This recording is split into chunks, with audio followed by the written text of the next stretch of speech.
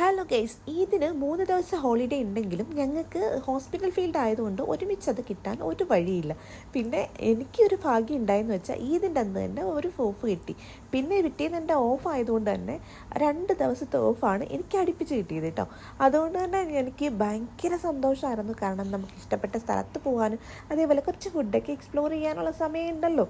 അങ്ങനെ ഫൈനലി ഞാൻ നമ്മുടെ സിറ്റി സെൻറ്ററിൽ വന്നു. അവിടെ നിന്ന് ഞാൻ ഫസ്റ്റ് എപ്പോൾ വന്നാലും കഴിക്കുന്ന ഒരു സാധനം, കഴിക്കുന്നതല്ല കുടിക്കുന്നത്, എനിക്ക് ഭയങ്കര ഇഷ്ടമാണ് കേട്ടോ ബബിൾ ടീ. ഞാൻ ഇവിടെ വന്നിട്ടാണ് കഴിച്ചെങ്കിലും പക്ഷേ ഞാൻ ഇപ്പോൾ ഭയങ്കര ഫാനാണ് അതിൻ്റെ. പിന്നെ ഞാൻ ഇതുവരെ കഴിച്ചിട്ടില്ലാത്തൊരു ഐറ്റം ഞാൻ മജാസിൽ വന്നിട്ട് മേടിച്ച് കഴിച്ചതാണ് കേട്ടോ, മുമ്മൂസ്.